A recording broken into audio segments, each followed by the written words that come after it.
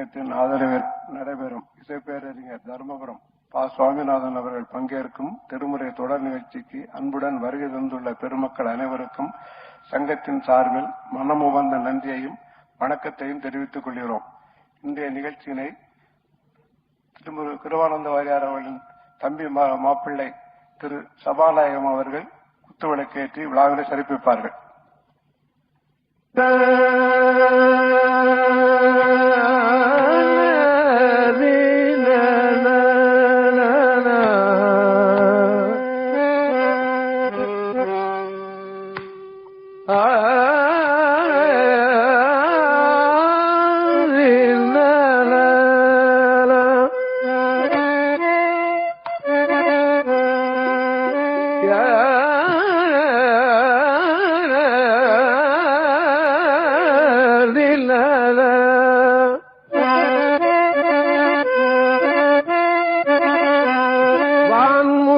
வழாது பெய்க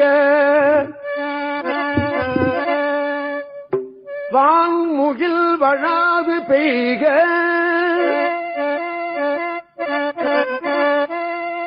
மலிவளம் சுரக்க வான்முகில் வழாது பெய்க மன்னல் கோன்முறை அரசு செய்க வான்முகில் வழாது பெய்க மலிவளம் சுரக்க வான்முகில் வழாது பெய்க மன்னல் கோன்முறை அரசு செய்க வான்முகில் வழாது பெய்க மன்னல் கோன்முறை அரசு செய்க குறைவில்லாது உயிர்கள் வாழ்க குறைவில்லாது உயிர்கள் வாழ்க வான்முகில் வழாது பெய்க குறைவில்லாது உயிர்கள் வாழ்க நான்மறை அறங்கள் ஓங்க நான்மறை அறங்கள் ஓங்க வான்முகில் வழாது பெய்க வழாது பெய்க நஷ்டமும் வேள்வி மல்க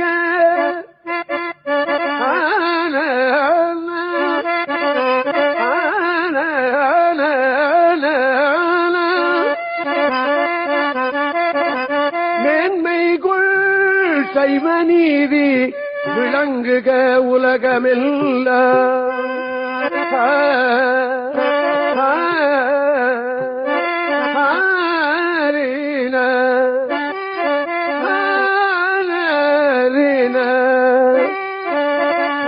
வான்முகில் வழாது பெய்க மலிவளம் சுரக்க மன்னன் கோன்முறை அரசு செய்க குறைவில்லாது உயிர்கள் வாழ்க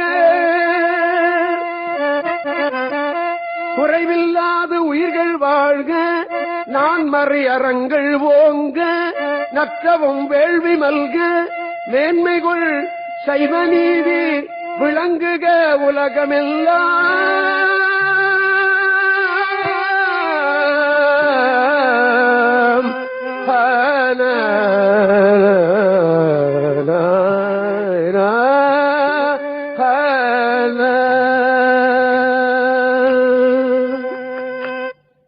வாழ்த்து பாடல். நான் ஏன் முதல்லயே இப்ப சொன்னேன்னு உங்களுக்கு புரிஞ்சிருக்கும். இன்னும் ஒரு 2-3 மணி நேரத்துக்குள்ள நமது தமிழ்நாட்டை யார் ஆள போறாங்கன்னு நமக்கு நிச்சயமாகிவிடும். அவர்கள் நன்றாக கோல்முறையோடு அரசாளட்டும் அப்படின்னு ஆண்டவன்கிட்ட நான் விண்ணப்பம் போட்டு விட்டேன். வான்முகில் வழாது பெய்யட்டும் மலிவளம் சுரக்கட்டும் மன்னன் கோன்முறை அரசு செய்யட்டும் குறைவில்லாது உயிர்கள் வாழட்டும் நான்மறை அறங்கள் ஓங்கட்டும் நற்றவும் வேள்வி மல்கட்டும் மேன்மைகள் சைவ ரீதி விளங்குக உலகமெல்லாம் என்பது கச்சியப்ப சிவாச்சாரியாருடைய பாடல் என்று நான் நினைக்கிறேன். கொஞ்சம் சந்தேகம். அதனால இன்னும் ஒரு 2-3 மணி நேரத்துக்குள்ள நம்ம தலைவிதியை யார் ஆளப் போகிறார்கள் என்று நான் பயத்தோடு ஆண்டவர்கிட்ட இந்த விண்ணப்பத்தை போட்டு விட்டேன். அது உங்க காதலையும் போட்டு விட்டேன். நீங்கள் அந்த பாட்டை அனுபவித்து விட்டீர்கள். கடவுள் நம்மளை காப்பாற்றுவானாக. யாரா இருந்தா நமக்கு என்ன இல்லையா? ஆமா. என்று நான் சொல்லிவிட்டேன். இப்போ நாம அடுத்தபடி நாம சுந்தரர் சரித்திரம் பார்த்து கொண்டிருக்கிறோம். அதனை வருவோம். நல்ல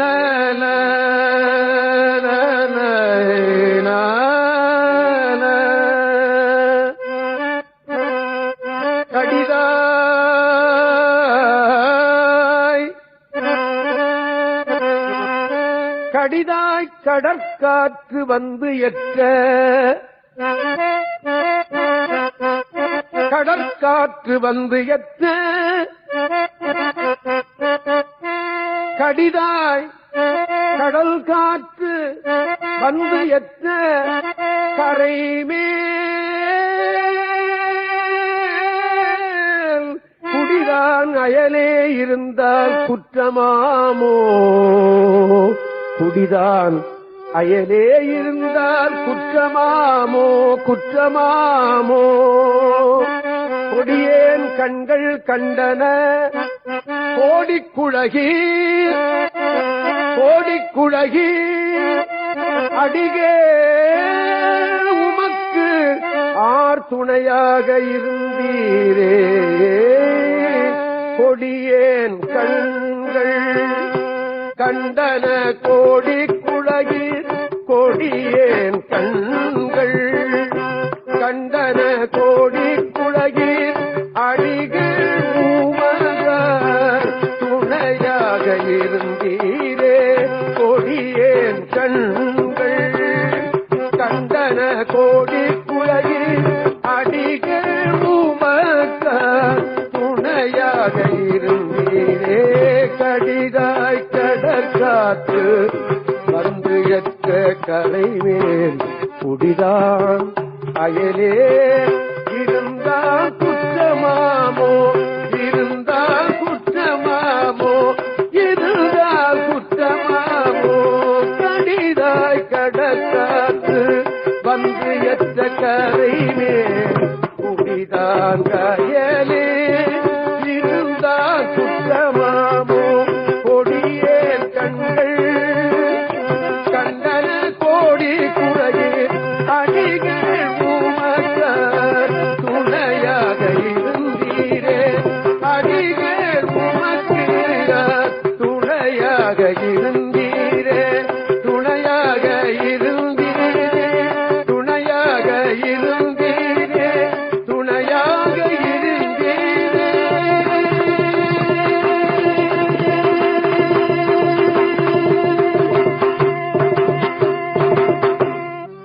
இது சுந்தரருடைய தேவாரம். வேதாரண்யத்திற்கு அப்பால் கடற்கரையிலே கோடிக்குழகர் கோயில் என்று பாடல் பெற்ற கஷேத்திரம் ஒன்று.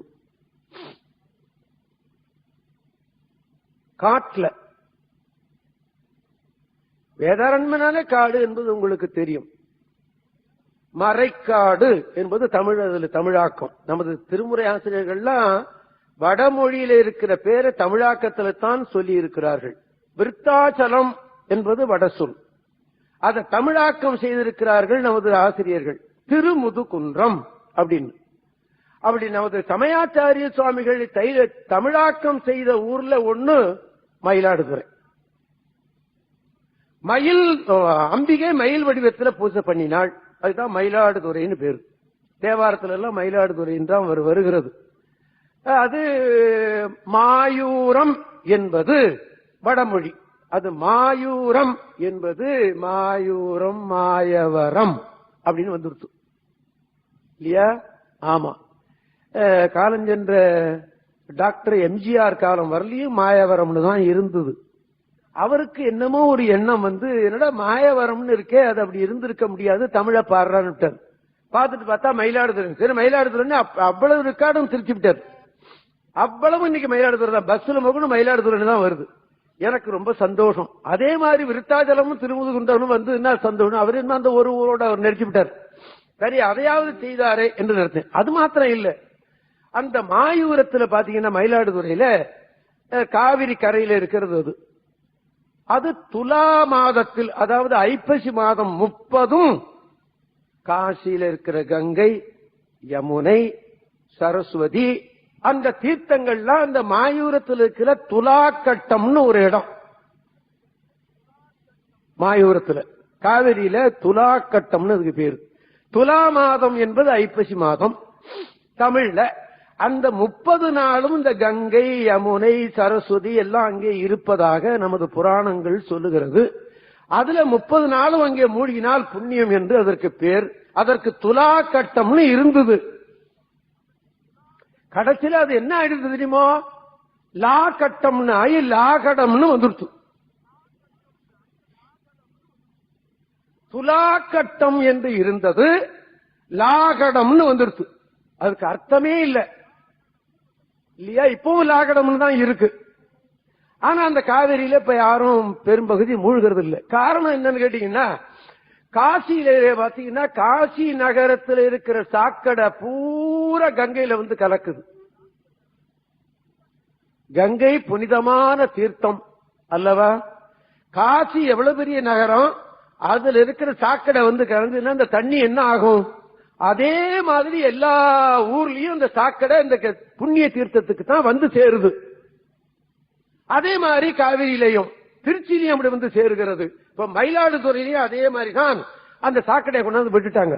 இப்ப கால வச்சோம்னா அந்த தண்ணியில என்ன டிசீஸ் பிடிச்சுமோ நம்ம பயப்பட வேண்டிய நிலையில இருக்கிறது இல்லையா? இப்ப யாரும் காவிரியில அங்க மூழ்கிறது ரொம்ப சந்தேகமாகவே இருக்கிறது. ஆனா சில பேர் ரொம்ப பிடிவாதமாக அது என்ன இருந்தா சரிதான் சொல்லிட்டு அதுல போய் மூழ்கிறாங்க.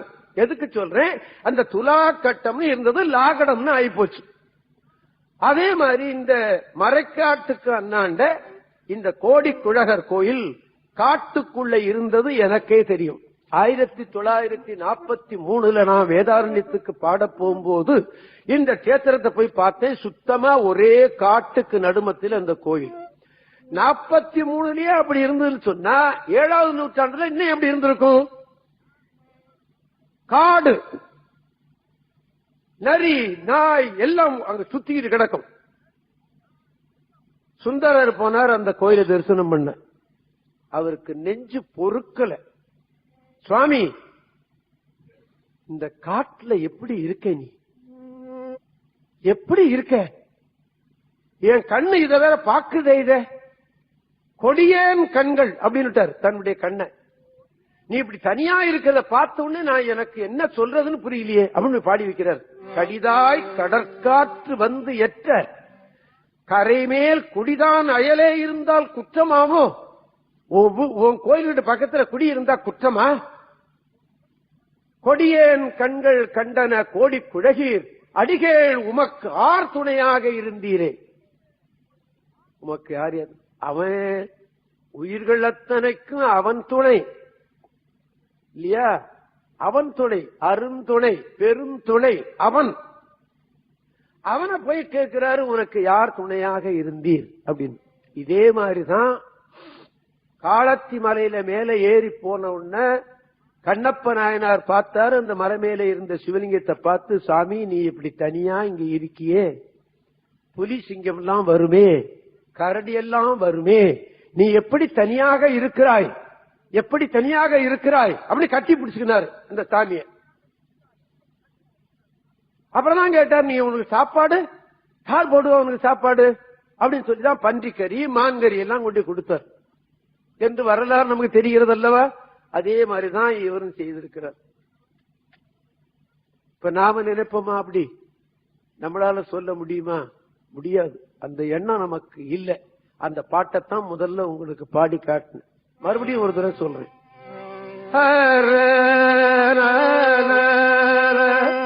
கடிதாய் கடற்காற்று வந்து எற்ற கரைமேல் குடிதான் அயலே இருந்தால் குற்றமாமோ? குற்றமாமோ?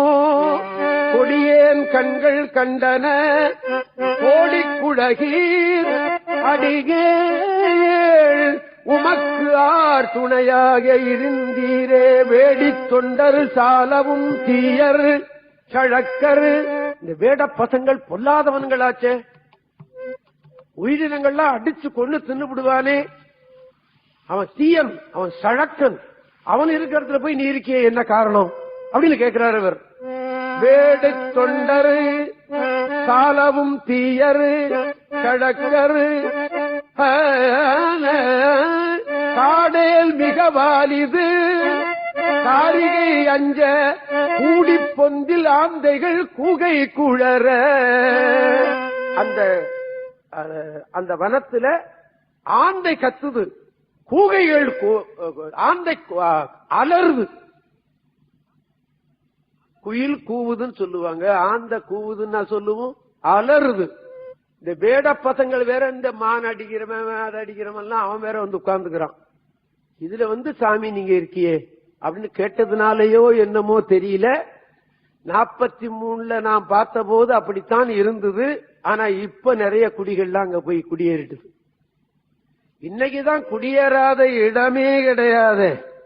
நம்ம ஏமாந்திருந்தா நம்ம தலைமையில கூட ஒருத்தன் குடி போட்டுருவான். இப்போ இன்னைக்கு அப்படி இல்ல இருக்கிறது. ஆனால் அந்த ஊர்லயும் கொஞ்சம் கொஞ்சம் ஜனங்கள் இப்ப குடியேறி விட்டார்கள். ஆண்டவனை பார்த்து அப்படி வருத்தப்படுறார் சுந்தரமூர்த்தி சுவாமிகள். கண்ணப்ப நாயனாரும் அப்படித்தான் வருத்தப்பட்டார் அல்லவா? ஆமா. நாம சுந்தரருடைய நல்ல பகுதி நான் உங்களுக்கு நினைவூட்டி கொண்டிருக்கிறேன். சம்பந்தருடைய வரலாறுல நல்ல பகுதி மதுரை பகுதி உங்களுக்கு நினைவூட்டினேன்.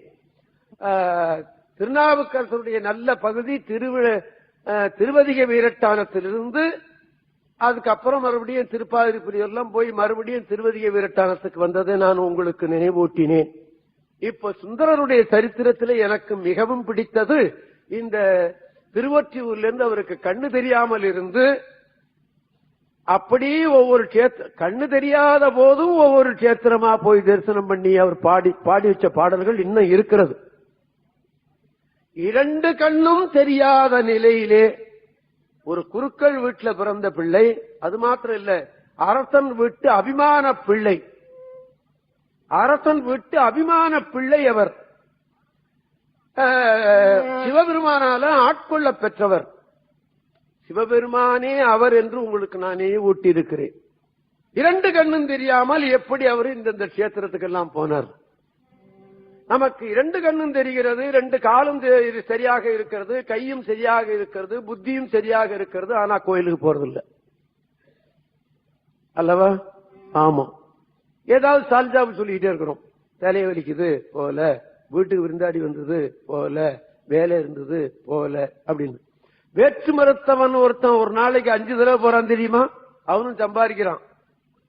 நாம ஒரு தடவையாவது போக வேண்டாமா?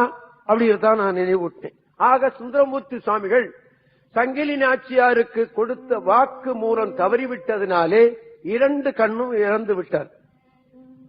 சபதத்தை தவறினால 2 கண் போய்விட்டது. நாமளும் எத்தனையோ பொய்ய சொல்லிட்டு இருக்கோம். நம்ம கண்ணு போகுதா? போகாது. ஏன்? நம்ம பொய்யே வடிவம். நம்மகிட்ட மெய்ய எங்க எதிர்பார்க்க போறான் கடவுள். அதனால நம்ம கண்ணு போறதுக்கு இல்லை.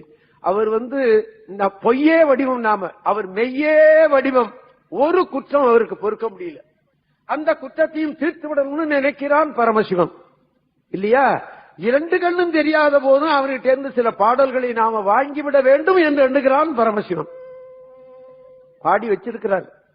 இருக்கு, அந்த நூல்கள் இருக்கிறதே நம்ம கையில இருக்கு இல்லையா? ஆமா. நமது முன்னோர்கள் எப்படியோ காப்பாற்றி வைத்திருக்கிறார்கள். முன்னோர்கள் சொல்லுவதை விட ராஜராஜ சோழன் தான் தேடி எடுத்து கொடுத்தான். புண்ணியவான். நாம படிக்காத குற்றம், கேட்காத குற்றமே தவிர ராஜராஜ சோழன் எடுத்து கொடுத்து விட்டு போய்விட்டான் இல்லையா? ஆமா. இப்பவும் கேட்கணும்னா நம்ம கேட்க முடியும். கேட்கணுங்கிற எண்ணம் வந்தால் தானே வர வேண்டும் என்று நான் உங்களை வேண்டிக் கொள்கிறேன். இப்ப 2 கண்ணும் போய்விட்டது. பதியம் பாடுகிறார் சுவாமி. போன மாதமும் சொன்னேன், இருந்தாலும் அந்த தொடர்ச்சிக்காக இப்ப பாடி காட்டுறேன்.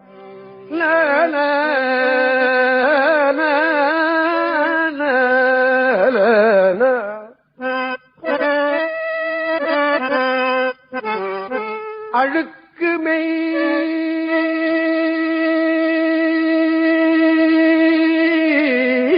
கொடு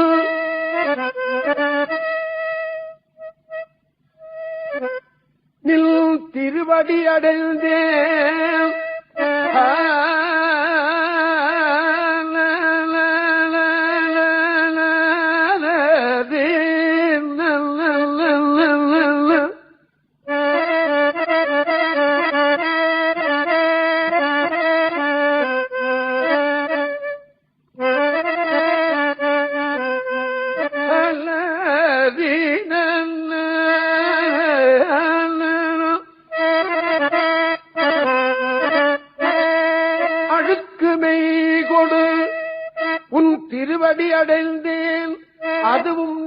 படப்பாலது ஒன்று, அதுவும் நான் படப்பாலது ஒன்று.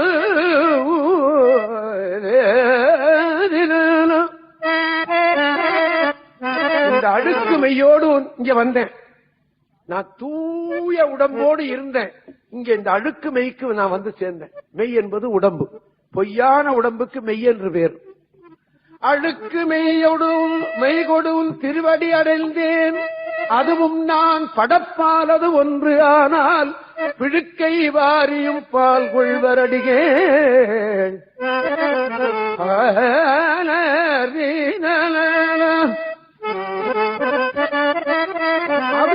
நானும் பட வேண்டியது என்னுடைய பொறுப்பு. நான் செய்த தவறுனால் தான் இங்க வந்தேன். அந்த தவறை ஒத்துக்கிறாரு பாருங்க அவரு. நாம தவறு ஒத்துக்கிறதே இல்ல. வாசப்படி இடிச்சு விட்டது, பஸ் தவறி போச்சு அப்படி நாம சொல்ல தயாரா இருக்கிறோம் இல்லையா? ஆமா, நீ சரியான நேரத்துக்கு வரல, அவ்வளவுதான். நீ காலை தூக்கி வச்சிருந்தா ஏன் படி ஒண்ணு இடிக்குது, அது அப்படியே தான் இருக்கு. இப்படி பிற பொருள் மேலதான் பிழை சொல்ல நாம தயாராக இருந்தோமே தவிர நம்ம தவிர நாம ஒத்துக்கிறதே இல்லை. சுவாமி ஒத்துக்கிறாரு, அதுவும் நான் படப்பாலது ஒன்று.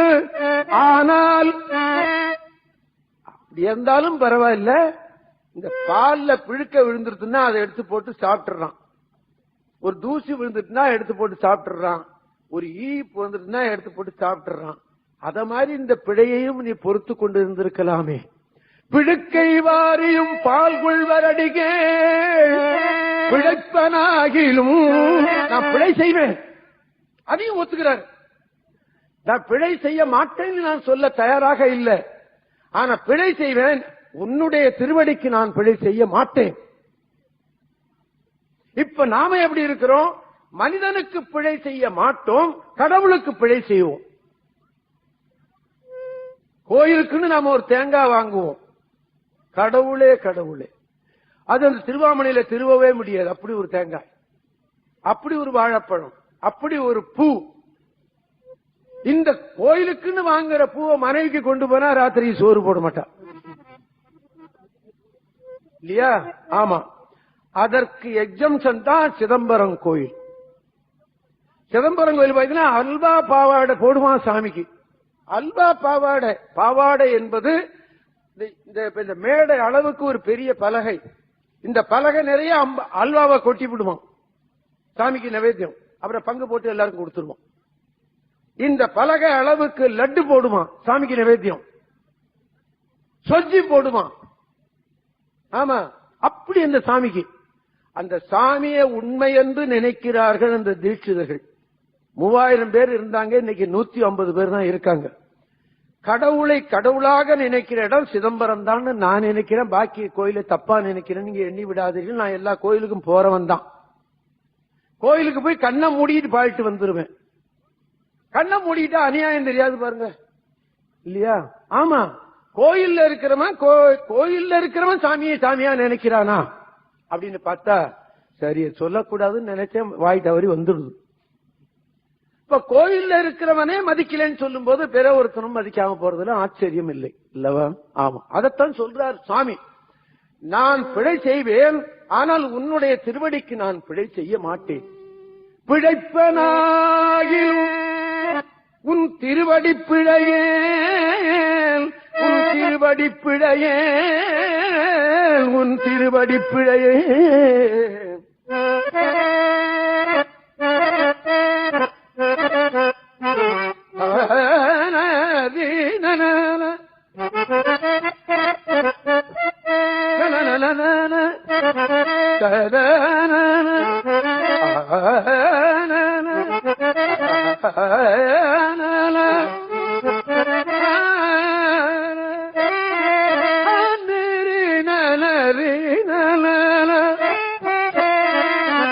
வழிக்கு வீழின் உன் திருப்பெயரல்லால் மற்ற நான் அறியேன் மறுமாற்றம். நான் வழிக்கு கீழே விழுந்தாலும் பரமேஸ்வரா அப்படின்னு தான் விடுவேன், ஐயோன்னு விட மாட்டேன். அப்ப என்ன அர்த்தம்? என்னுடைய நெஞ்சில பரமசிவம் சிவாய நமங்கிற சொல்லு ஓடிக்கிட்டே இருக்கு. எது வந்தாலும் அந்த சொல்லுதான் வருகிறது, வேற ஒரு சொல்லு எனக்கு இல்ல. வழிக்கு வீழில் உன் திருப்பேரல்லால் அறியேன் மறுமாற்றம் ஒழுக்க. இவ்வளவு பாட்டும் பாடுறாரு, ரெண்டு கண்ணும் தெரியாம. வருமையா பாட்டு, வருமையா கொஞ்சம் தலையை வலிச்சுன்னா பாட்டு வருமையா, கொஞ்சம் வயத்த வலிச்சுன்னா பாட்டு வருமையா, வந்து சேருமையா, நடக்குமா? நடக்காது. ஆமா, வார்த்தையே வராது, பாட்டு எங்க இருந்து வரும்? பாழா போன கடவுளே அப்படின்னு வேணா சொல்ல தயாரா இருக்கும் இல்லையா? ஆமா. பிடுக்கை வாரியும் பால்குள்வர் அடிகள் பிழைப்பனாகிலும் திருவடி பிழையேன் வழிக்கு வீழில் உன் திருப்பெயர் அல்லால் அறியேன் மறுமாற்றம் ஒழுக்க. டிராப்னு சொல்றாங்க பாருங்க ஆங்கிலத்துல. என் கண்ணுக்கு ஒரு மருந்து தான் சொல்ல அப்படின்னு தான் கேட்டார். ஒழுக்க என் கண்ணுக்கு ஒரு மருந்து உரையாய் ஒற்றியூர் என்னூர் உரைவானே. சதரி நனன சதரி நனன சதரி நனனி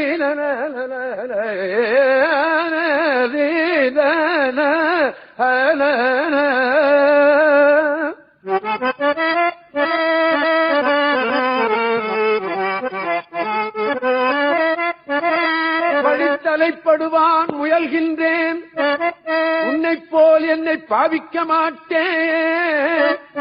வழித்தலைப்படுவான் முயல்கின்றேன் உன்னைப் போல் என்னை பாவிக்க மாட்டேன்.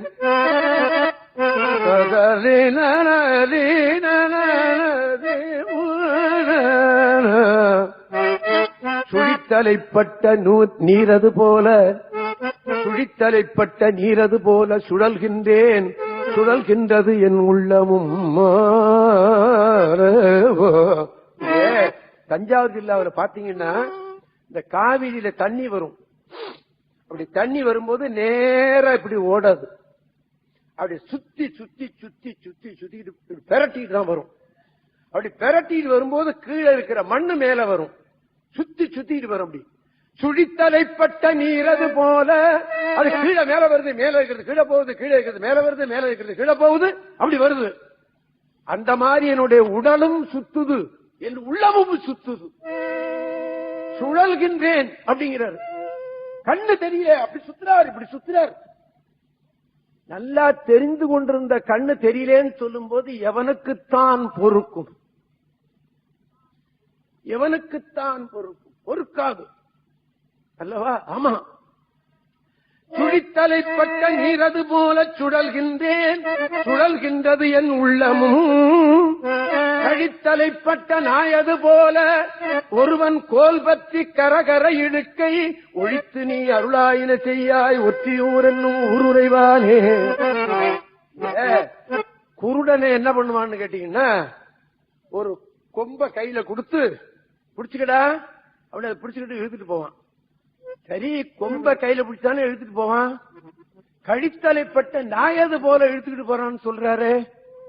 எப்படி அது அப்படின்னு கேட்டீங்கன்னா, இந்த பொல்லாத நாயை எப்படி இழுத்துக்கிட்டு போவான் தெரியுமா? இப்படி ஒரு நீட்ட கொம்பு, இந்த நீட்ட கொம்புல ஒரு கயறு, நீட்ட கொம்புல ஒரு கயறு. இந்த கயறுனால இந்த நாயை அப்படி கழுத்துல கட்டிவிடுவான், சுருக்கு போட்டு கட்டிவிடுவான். இந்த நாய் என்ன பண்ணும்? இதை கடிக்கிறதுக்கு பார்க்கும், இப்படி கடிக்கிறதுக்கு பார்க்கும், கடிக்க முடியாது. கடிச்சாதானே கடிச்சு அறுத்துவிடும், கடிக்க முடியாது. இந்த கயர்லயே பிடிச்சிருந்தானா இவனை எம்பி வந்துட்டு இவனை கடிச்சு விடும். அதுக்காக என்ன பண்றான்? இதை கம்புல கட்டி இழுத்துட்டு போறான் இல்லையா?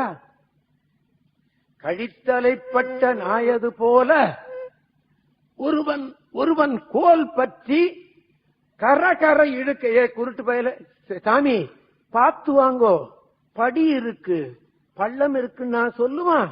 வாடா குருட்டு பயலன்னு இழுத்துட்டு போவான், பள்ளத்துல விழுவான், மோட்ல ஏறுவான். இப்படி ஒரு பிறவி எனக்கு தேவைதானா சுவாமி?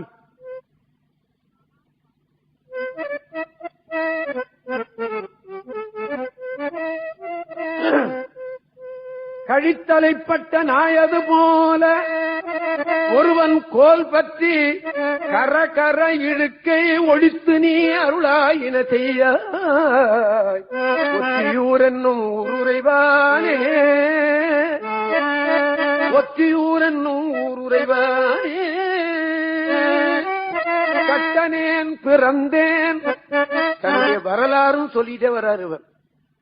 இந்த பாடல்கள்ல இந்த வரலாறும் வருகிறது. அதான் ஆச்சரியம். இத வச்சுதான் சேக்கிழார் பெருமான் ஒரு பெரிய புராணத்தையே எழுதிவிட்டார். எழுத்து எழுத்தா எண்ணி படிச்சிருக்கிறாரியா தெய்வ சேக்கிழார் பெருமான். ஆச்சரியம். சிற்றறிவு படைத்த எனக்கே அதை பார்த்து ஆச்சரியப்படுறேனே. வாரியார் போன்றவர்கள், மீனாட்சி சுந்தரம் பிள்ளையை போன்றவர்கள் அதை கேட்டு அதை படிச்சு விட்டு என்ன சொன்னார்கள்? கடவுளே, பெரிய புராணம் போல ஒரு நூல் உண்டா அப்படின்னு கதர்னாங்க.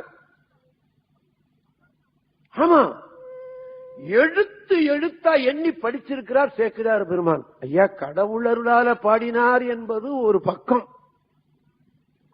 ஆமா, அதை நான் உங்களுக்கு நினைவூட்டி இருக்கிறேன். அப்பர் சுவாமிகளுக்கு வயிற்று நோய் இருந்தது. வயிற்று நோயினால அவர் துன்பப்பட்டவது அந்த கடைசி பாட்டு வரலையும் அந்த துன்பம் இருக்கிறதுன்னு அவர் பாடி வச்சிருக்கார். ஆனா சேக்கிழார் பெருமான் வயிற்று நோய் அவருக்கு போய்விட்டதுன்னு எழுதிவிட்டார். எப்படி எழுதினாரு? ஒரே ஒரு அந்த அதாவது 4000 பாட்டுல, அப்பர் பாட்டுல ஒரே ஒரு பாட்டுல ஒரு மூலையில எழுதி வைத்திருக்கிறார் அப்பர் பெருமான், சூலை நோய் தீர்த்து என்னை ஆட்கொண்டானே அப்படின்னு. இந்த ஒரு வரிய தீர்க்கமா படிச்சிருக்கிறார் ஐயா சேக்கிழார் பெருமான். சூலை நோய் தீர்ந்து விட்டேன்னு எழுதிவிட்டார். எவ்வளவு கரெக்டா படிச்சிருக்கிறார் பாத்தீங்களா தெய்வ சேக்கிழார் பெருமான். சேக்கிழார் பெருமானுக்கு நன்றி செலுத்துறோமா? சேக்கிழார் பெருமான் சந்நிதியை போய் பார்க்கிறோமா? வெளிநாட்டுல இருந்து சொன்னா அந்த கோயில் இப்படி ஒரு நூலை சேர்ந்த தங்கத்தினால கட்டியிருப்பான் அந்த கோயில. ஆமா, இங்க இருக்கிறவன் சும்மா சேக்கிழார் சொன்னான் சேக்கிழார் சொன்னான்னு சும்மா வாயோட வாய்ப்பட்டா போட்டுட்டு போயிடுறாங்க. அப்படிதான் என்னுடைய எண்ணம். ஆமா, என் மேல நீங்க வருத்தப்படக்கூடாது. தெய்வ சேக்கிழார் பெருமானுடைய திருக்கோயில் திருப்பணி பண்ணும் போது எனக்கு 1 லட்சம் ரூபாய் தேவை.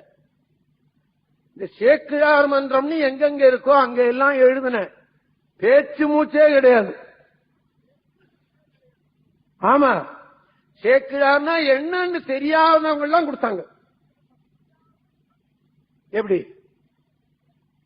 ஆமா, ஆகையினால அதனால இது இந்த வரியெல்லாம் அவர் கரெக்டா படிச்சு. கட்டனேன் பிறந்தேன்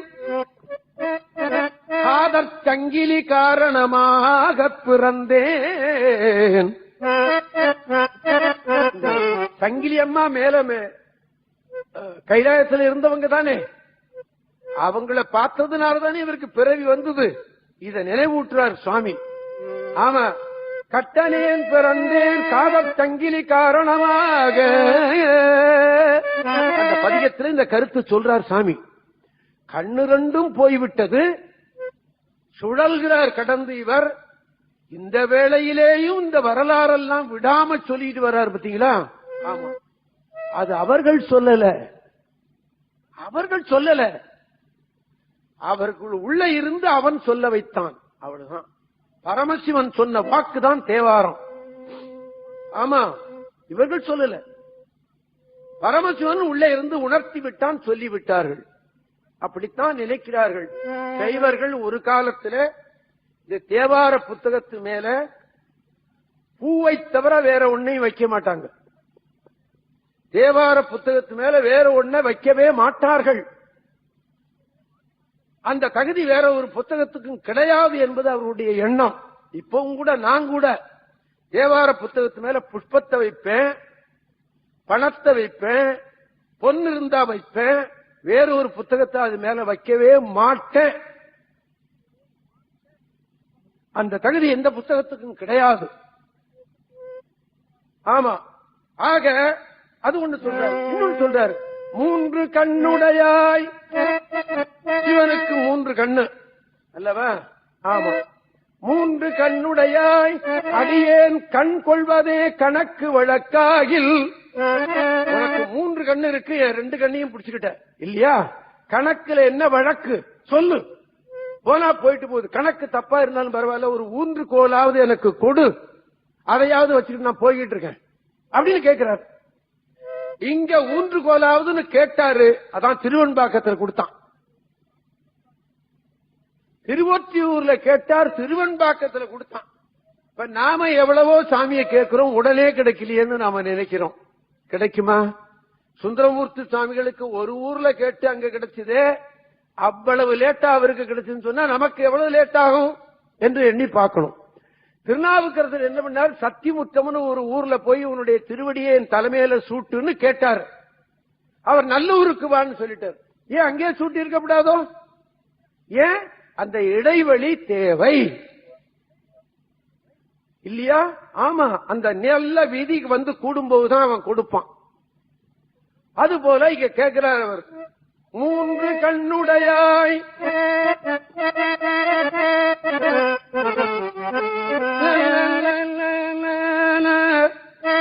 3 கண்ணுடையாய் அடியேன் கண் கொள்வதே கணக்கு வழக்காகில் 3 கோல் எனக்கு ஆவதொன்று அருளாய் என்னும் ஊருரைவாலே மகத்தில் புக்கதோர் சனி எனக்கானாய். கொஞ்சம் கோபம் வந்துருது. குடும்பத்தில் கூட அந்த சகஜம்தான் அது இல்லையா? மனைவி சொன்னபடி நம்ம கேட்கலன்னா உன்னை கட்டிக்கிட்டு நான் படுறனே அப்படி அவ சொல்றதுல தப்பு ஒண்ணும் இல்லை. ஆதங்கத்தினால அவ சொல்றா, அவ்வளவுதான். அந்த மாதிரி இவருக்கு கொஞ்சம் ஆதங்கம் வருகிறது. மகத்திற்புக்கதோர் சனி எனக்கானாய். ஆண்டவனை பார்த்து சனியன்னு கூட சொல்லிவிட்டார் சாமி. நாமளே திட்டுறோம் இல்லையா? மகத்திற்புக்கதோர் சனி எனக்கானாய் மைந்தனே மணியே மணவாளா அகத்தில் பெண்டுகள் நான் ஒன்று சொன்னால் அழையேற் போ குருடா என தரியேன். குருடான்னு என்ன சொல்லிவிட்டான்னா என்னால தாங்கிக் கொள்ள முடியுமா? அந்த சொல்லை என்னால தாங்கிக்க முடியாதுங்கிறார். அகத்திற்பெண்டுகள் நான் ஒன்று சொன்னால் அழையேற் போ குருடா என தரியேன். முகத்தில் கண்ணிழந்து எங்கனம் வாழ்கேன். கையில்லாதவன் நடந்து போயிடுமா? கால் இல்லாதவன் நடந்து போயிடுமா? முடியும். தட்டு தகவீடு போயிடுமா? கண்ணு இல்லாம எங்க போவான்? எங்க போய் விழுவான்? இல்லையா? போக முடியாது. முகத்தில் கண்ணிழந்து எங்கனம் வாழ்கேன். முக்கண்ணா மறையோதி, மறையை ஓதுகிறவன் அல்லவா? நீதியோடு இருப்பாய் அல்லவா? நீதின்னு சொன்னா அப்புறம் என் கண் ஏன் போச்சு, இதுக்கு என்ன காரணம் சொல் அப்படின்னு கேட்கிறார் அவரு. ஆமா, முக்கணா முறையோ மறையோதி உகைக்கும் தன்கடல் ஓதம் வந்துலவும் ஒற்றியூரன்னும் உருரைவானே.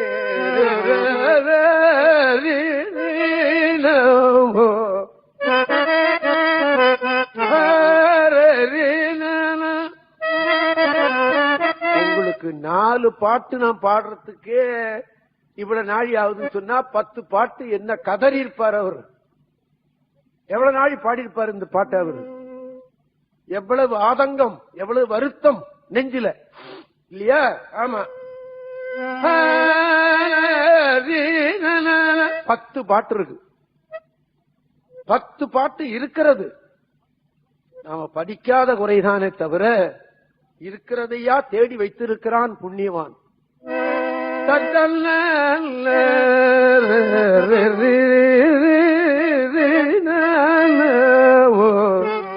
இந்த 2 கண்ணும் தெரியாத நிலையில திருவாரூருக்கு போவேன்னு புறப்பட்டவர் 2 கண்ணும் தெரியல. மனைவி திருவொற்றியூர்ல இருக்கிறா. திரும்பி போயிருக்கலாம்ல அவள்கிட்ட. நான் வெளியூருக்கு போறேன், எனக்கு உடம்பு சரியில்லைன்னா நான் எல்லா ப்ரோக்ராமும் கேன்சல் பண்ணிட்டு நேரா வீட்டுக்கு போயிடுறேன். ஏன்?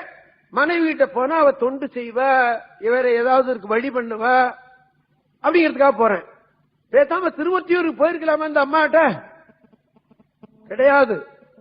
திருவாரூர் போவேன் அவ்வளவுதான். திரும்பி போவேன்ங்கிற பேச்சே கிடையாது.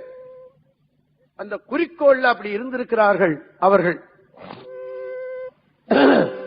நேர திருமுல்லை வாயிலுக்கு போறார். 2 கண்ணும் தெரியல, திருமுல்லவாயிலுக்கு தரிசனத்துக்கு போறார். திருவும் நல்ல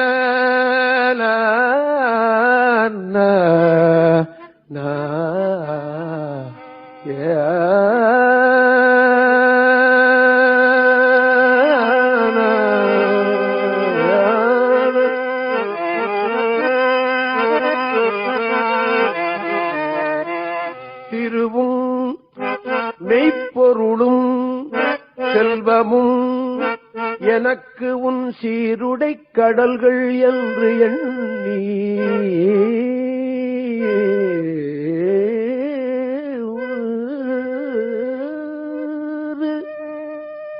எனக்கு கிடைத்தது எல்லாமே உன்னுடைய திருவடிதான். எனக்கு கிடைத்தது செல்வம், கல்வி எல்லாமே நீ கொடுத்ததுதான் இல்லையா? ஆமா, சுவாமி சொல்றது. திருவும் மெய்ப்பொருளும் செல்வமும் எனக்கு உன் சீருடை கடல்கள் என்று எண்ணி ஒருவரை மதியாது உறாமைகள் செய்தும் ஊடியும் உரைப்பனாய்த் திரிவேன்.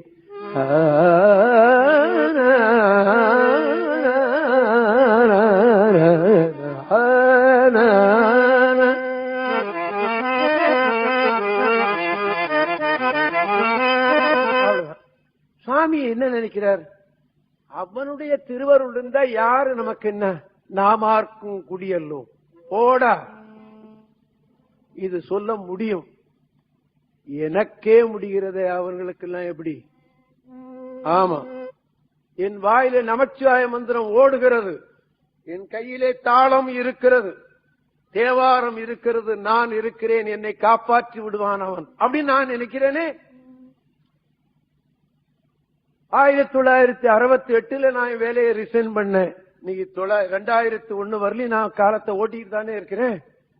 கௌரவமா போகுதே, யாருக்கிட்டையும் நான் கடன் வாங்கலையே, கௌரவமா நான் காலம் தள்ளுறேனே. எப்படி முடியுது?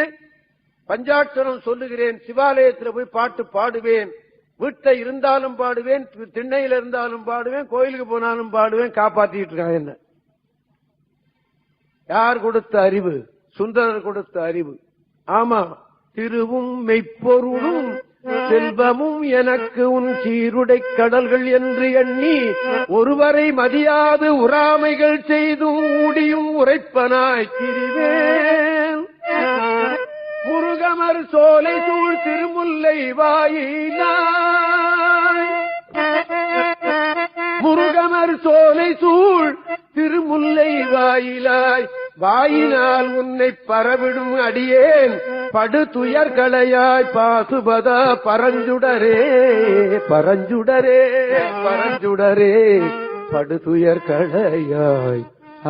ஆன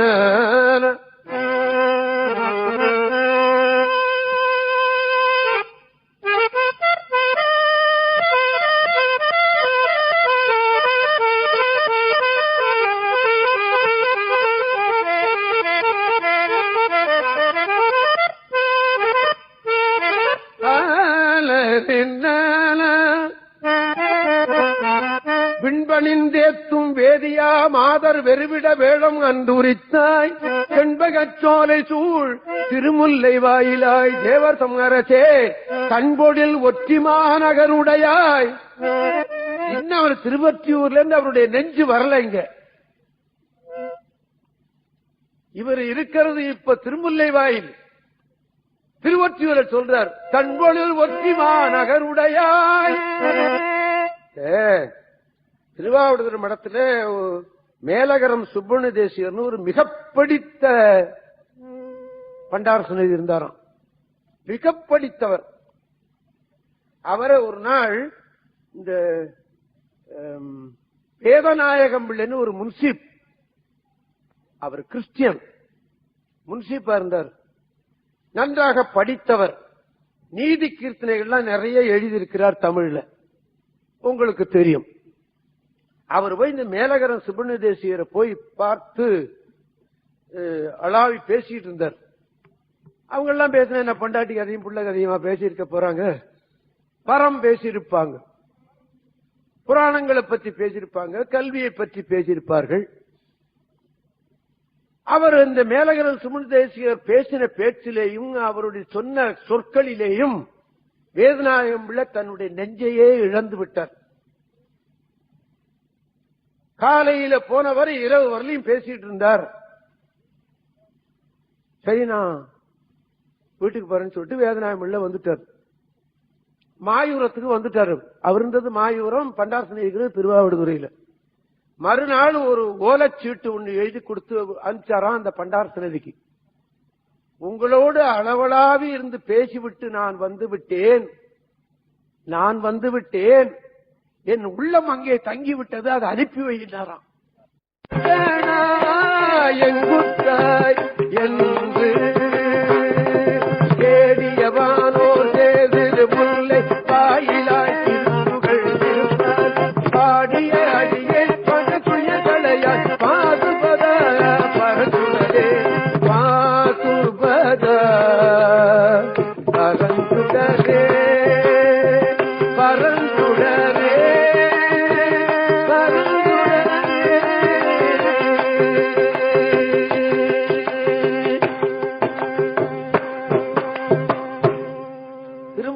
தரிசனமிட்டார். 10 பாட்டு, பாசுபதா பரஞ்சுடரே பாசுபதா பரஞ்சுடரேன்னு. பக்கத்துல இந்த பூண்டி நீர்த்தேக்கம் இருக்கிறது அல்லவா, அந்த பூண்டி நீர்த்தேக்கத்தின் கரையிலே திருவெண்பாக்கம் என்று ஒரு கஷேத்திரம் இருந்தது.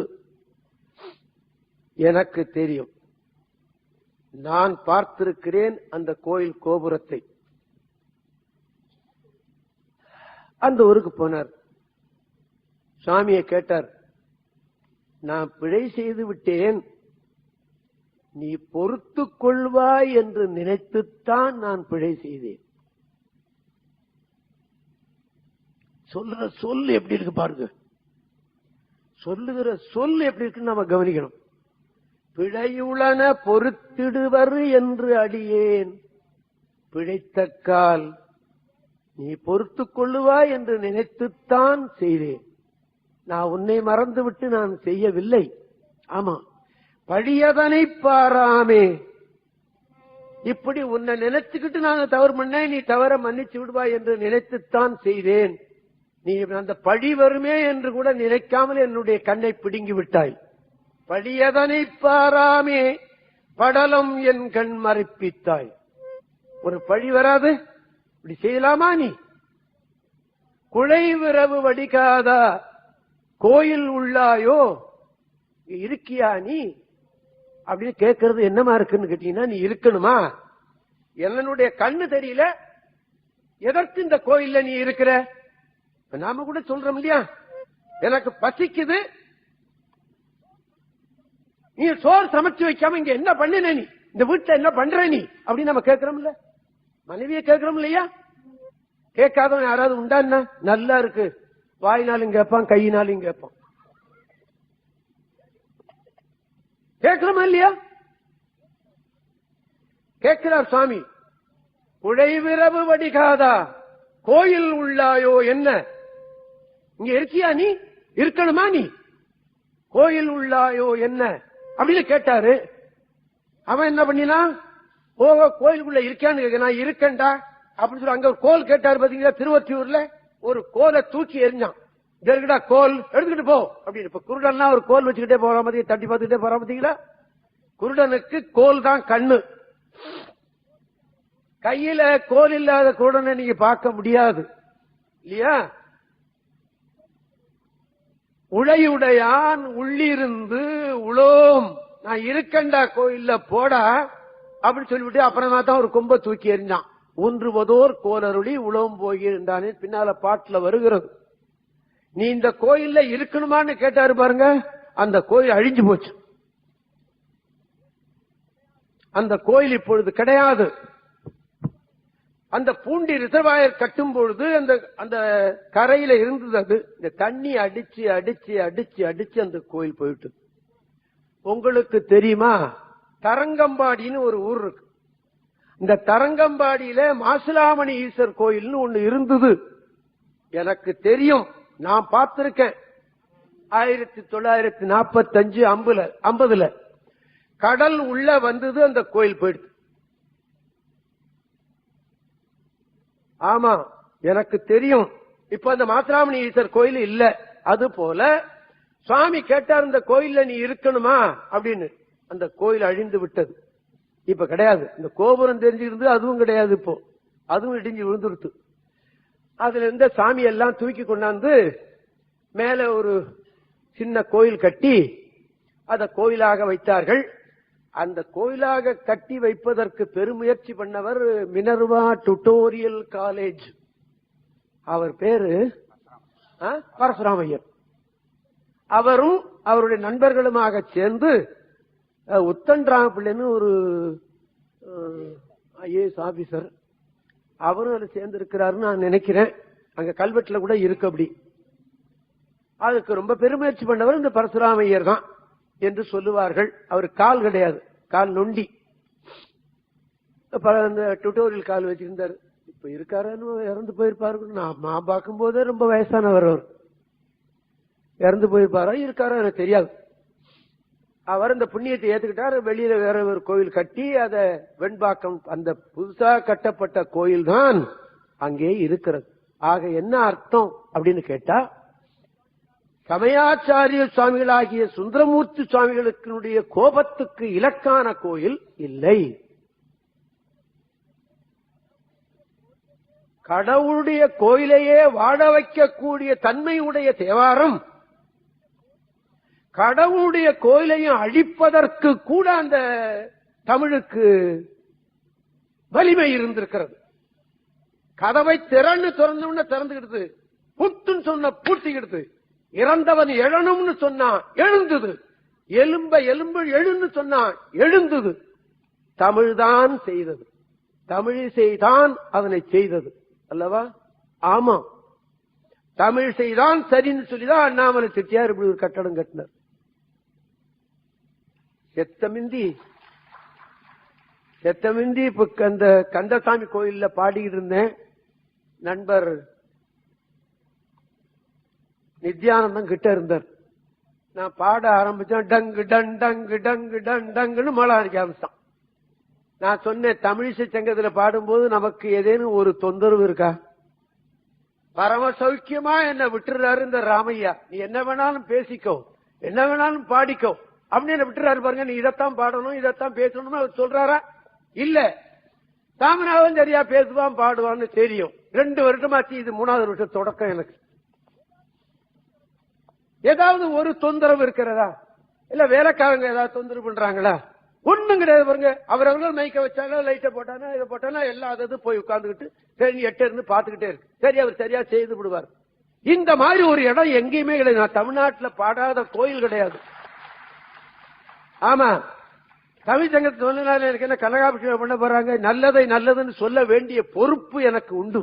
ஆமா, அது நான் பொல்லாதவன், நான் நக்கீரன்ல போல நான் ஒத்துக்கவே மாட்டேன். தமிழ்நாடுல நான் பாடாத திருவீதியே கிடையாது. தமிழ்நாடுல நான் பாடாத சபாக்களே கிடையாது. சங்கீத சபாக்கள் அல்ல, அதுல எங்களை கூப்பிட மாட்டான். அது போனா போயிட்டு போகுது, அவன் கூப்பிடுறாக்கா நான் கவலைப்படல.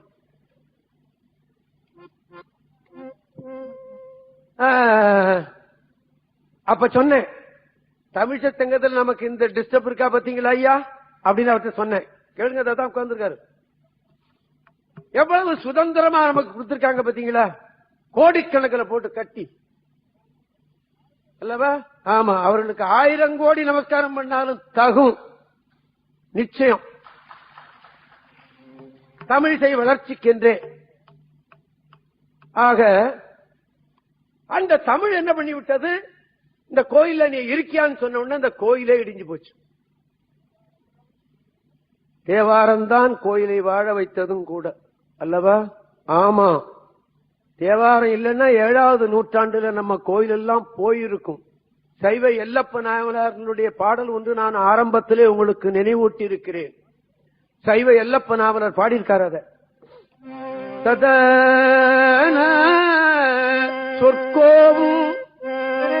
சொற்கோவும்னா நாவுக்கரசர்.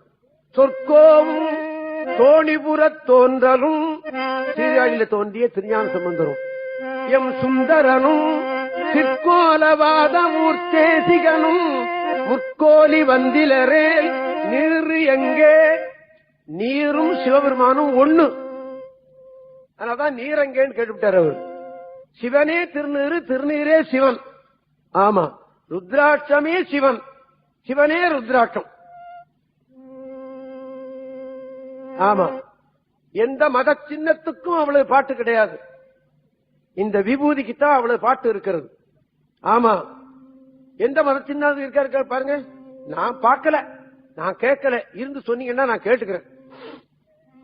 ஆமா, நீரங்கே மாமரை நூல் தான் எங்கே எந்தை பிரான் ஐந்தெழுத்து எங்கே போயிருக்கும். இந்த 4 பேரும் இல்லைன்னா போயிருக்கும்னு எழுதிவிட்டாரு. யார்? சைவ எல்லப்ப நாவலர். ஆக அவர் அப்படி பாடினார். அந்த கோயில் அழிந்து விட்டது. அப்படி அடுத்தபடி ஒரு பாட்டு சொல்றார்.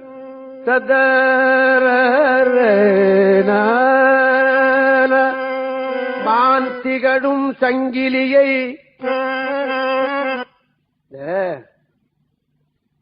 அந்த அம்மாவை அவர் மறக்கிறதுக்கு இல்ல.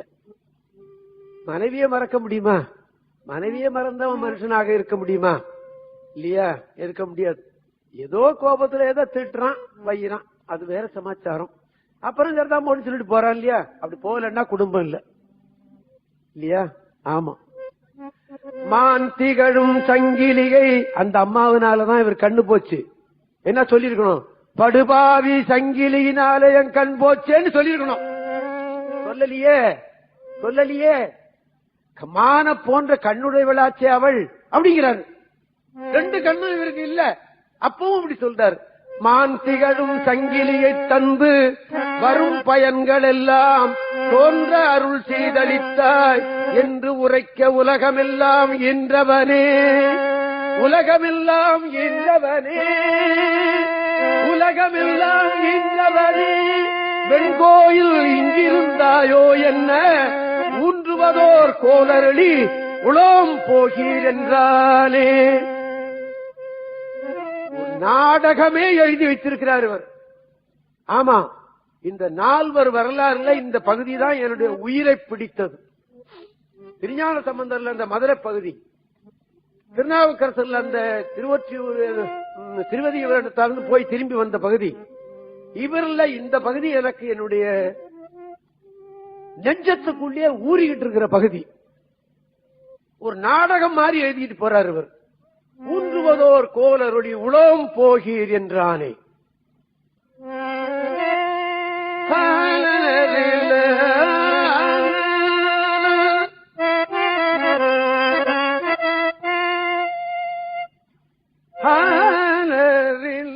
மாந்திகளும் சங்கிலியை தந்து வரும் பயன்கள் எல்லாம் தோன்ற அருள் செய்தளித்தாய் என்றுரைக்க உலகமெல்லாம் ஈன்றவனே வெண்கோயில் இங்கிருந்தாயோ என்ன ஊன்றுவதோர் கோலொரளி உளோம் போகீர் என்றானே.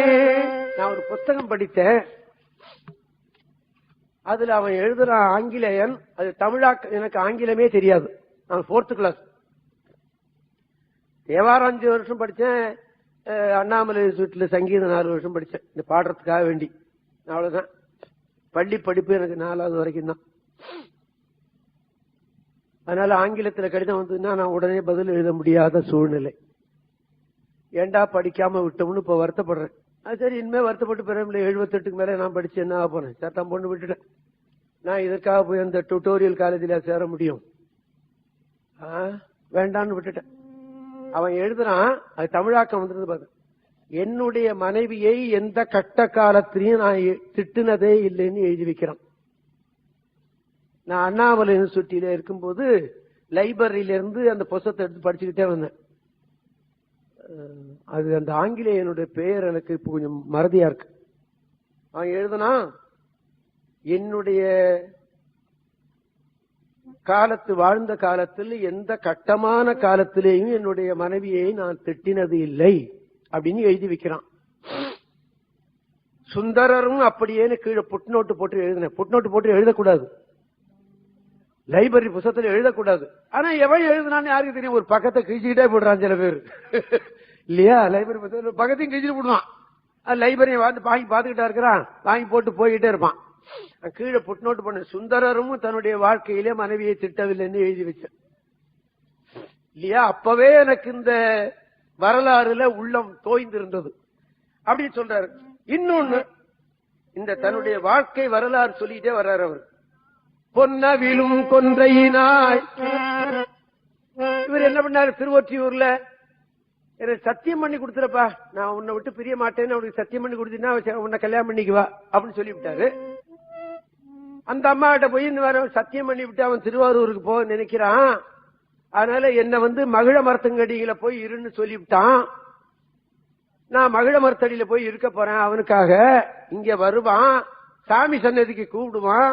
சாமி சன்னதிக்கு வேண்டாம், மகிழ மரத்தடிக்கு போயிடலாம்னு கூப்பிட்டு வந்துரு. இங்க கடைசியில எனக்குவே அந்த சத்தியம் நடந்து போயிடட்டும், பையன் மாட்டிக்குவான் அப்படின்னு சாமி.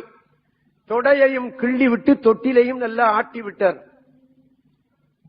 இல்லையா?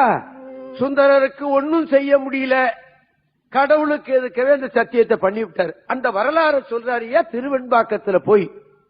பொன்னவிலும் கொன்றையினாய் போய் மகிழ்க்கு இரு என்று, போய் மகிழ்க்கு இரு என்று சொன்ன என்னை காணாமே. நான் தானே உன்னை சொன்னேன் அங்க போய் இருன்னு, மறுபடியும் என் கழுத்தை அறுத்து விட்டில்ல நீ அப்படின்னு கேட்கிறாரு அவரை போய். பொன்னவிலும் கொன்றையாய் போய் மகிழ்க்கு இரு என்று சொன்ன என்னை காணாமே, சூளுறவு மகிழ்க்கீடே என்ன வல்ல பெருமானே, இங்கிருந்தாயோ என்ன ஒன்னலரை கண்டார் போல் உலோம் போகீர் என்றானே. ஒன்னலர்னா பகைவர். ஒரு பகைவனை கண்டது மாதிரி இருக்கேன் போன்னு சொல்றியே என்ன அப்படின்னு கேட்கிறாரு. எப்படி இருக்கு பாத்தீங்களா இந்த நாடகம்?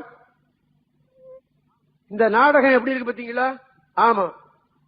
பொன்னவிலும் கொன்றையாய் போய் மகிழ்க்கு இரு என்று சொன்ன என்னை காணாமே, சூளுறவு மகிழ்க்கீடே என்ன வல்ல பெருமானே, இங்கிருந்தாயோ என்ன பொன்னலரை கண்டார் போல் உளம் போகிறென்றாரே.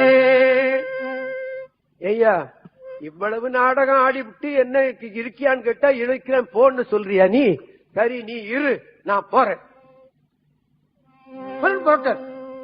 அந்த ஊரை விட்டு மறுபடியும் திருவாலங்காட்டுக்கு போறார் சாமி. கண்ணு தெரியல, திருவாலங்காட்டுக்கு போறார்.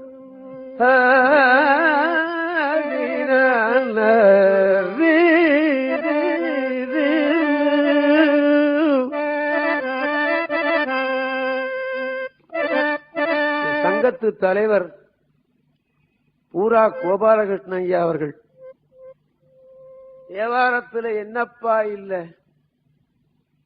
தேவாரம் தமிழ் செய்தானே, இத கேட்க மாட்டேங்கிறீங்களே, இத கேட்க மாட்டேங்கிறேன்னு ஒவ்வொரு வருஷமும் வருத்தப்படுவார். அவர் வருத்தப்பட்டு என்ன பண்றது இல்லையா? நாமெல்லாம் கேட்க ஆரம்பிச்சா சரிதான். ஐயா, நீங்க தமிழிசை சங்கத்துக்கு கேட்கறது சந்தோஷம். ஏதோ மாதம் ஒரு தடவை, வருஷத்துக்கு ஒரு தடவை தேவாரம் பூரா உங்களுக்காக தான் பாடி வச்சிருக்கேன். நேற்று அப்பர் பெருமானுடைய 212வது பதியம் ரெக்கார்ட் பண்ண. நேற்று சுந்தருடைய தவறு, அப்பருடைய பதியம் 312 பதியம்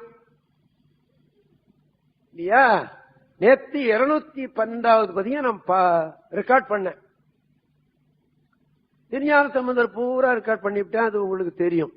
நான் அட்வர்டைஸ்மெண்ட் பண்றேன், நீங்க எண்ணிக்காதீங்க இல்லையா? 96 கேசட். இவ்வளவும் எனக்கு 65 வயசுக்கு மேலதான் பாடினேன். இவ்வளவும் 65 வயசுக்கு மேற்பட்டு 96 கேசட் பாடினேன். திருஞான சம்பந்தர் தேவாரம் 25 கேசட், சுந்தரர் மாணிக்கவாசகர் 8, அப்பறது 75 ஆகும். 52 பாடிவிட்டேன், பாக்கி பாடணும். இவ்வளவு எனக்காக படிக்குங்க, எனக்காக பண்ண இல்ல என் மனைவிக்காக படிச்சுன்னா உங்களா தானே படிச்சிருக்கேன். நேத்து கூட நான் கோயில்ல பாடிக்கிட்டு இருக்கும்போது ஒரு பெரியவர் வந்தாரு. ஐயா நீங்க பாடின திருவாசகம் அவ்வளவும் கேட்டுக்கிட்டே இருக்கேன் ஐயா அப்படின்னாரு. ஐயா நான் பாடல, மாணிக்க வாசகர் பாடினது என்ன கடவுள் பாட வச்சான் டேப்புல, அவ்வளவுதான் அப்படின்னு. இருக்கட்டும் ஐயா, இருந்தாலும் இத்தனை வயசுக்கு மேல இதை பாடி வச்சிருக்கீங்களே, என்ன தீர்க்கமா பாடுறீங்க, கேட்கும் போது காது புகுதையா. சந்தோஷம், ஆண்டவன் செய்தான். ஆட்டு வித்தால் ஆர் ஒருவர் ஆடாதாரி, அடக்கு வித்தால் ஆர் ஒருவர் அடங்காத. அவன் பாட்டு வச்சான், அவ்வளவுதான். இப்ப கூட எனக்கு பயம் கண்டு போச்சு. 75 கேசட் ஆகும், 52 பாடிவிட்டேன், இன்னும் 23 பாடி ஆகணும். கடவுளே எப்படியாவது 23 பாட வச்சு விடுன்னு நான் துடிச்சுக்கிட்டு கிடக்கிறேன். இந்த வேளையில எனக்கு உடம்பு சரியா இருக்கணும், தியேட்டர் கிடைக்கணும், பகவதிகாரம் வரணும், இவ்வளவும் செய்துகிட்டு. இவ்வளவு செய்தது உங்களுக்காகத்தான், தமிழ் மக்களுக்காகத்தான் செய்திருக்கேன். ஆமா நிச்சயமாக. அந்த மாதிரி சுவாமி இதை விட்டுட்டு என்ன பண்றாரு, திருவாலங்காட்டுக்கு போறாரு.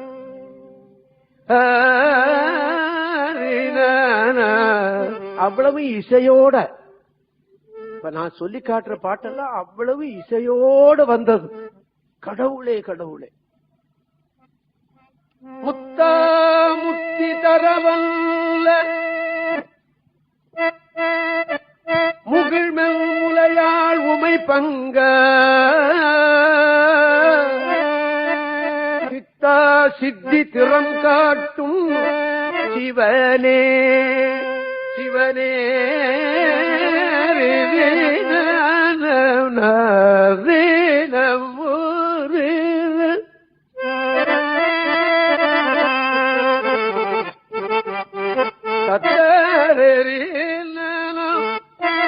முத்தா முத்தி தரவல்ல முகிழ்மெல் முலையாள் உமை பாங்க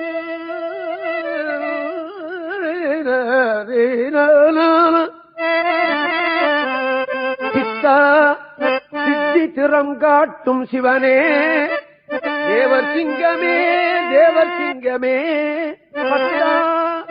பத்தர் பலர் போற்றும் பரமா பழையனூர் மேயத்த ஆலங்கடா ஆலங்கடா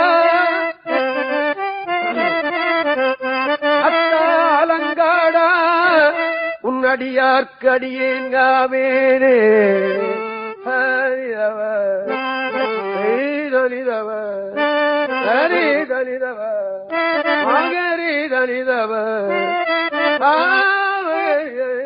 தவ தவ நீதவ தனிதவ ஆரீன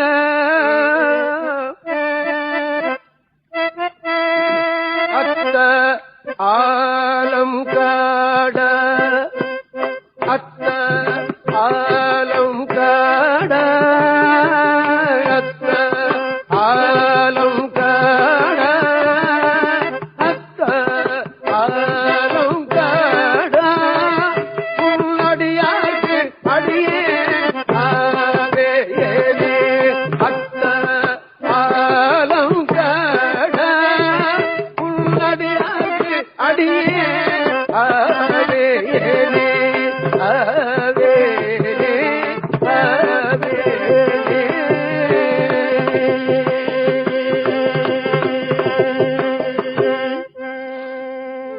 சாமி இந்த ஆலங்காட்டை சொல்லும் போது பழையனூர் ஆலங்காடுன்னு சேர்த்து சொல்லுவாங்க இல்லையா. ராமேஸ்வரத்தை சொல்லும் போது காசி ராமேஸ்வரம் பாங்க. காசி எங்கேயோ கிடக்குது, ராமேஸ்வரம் எங்கேயோ கிடக்குது. இது வடக்கு இல்ல, இது தெற்கு இல்ல, காசி ராமேஸ்வரம் பாங்க. குன்றத்தூரை சொல்லும் போது கோவூர் குன்னத்தூரும்பாங்க இல்லையா. ஆமா, குன்றத்தூருக்கு பேர் கோவூர் சின்ன ஊர்.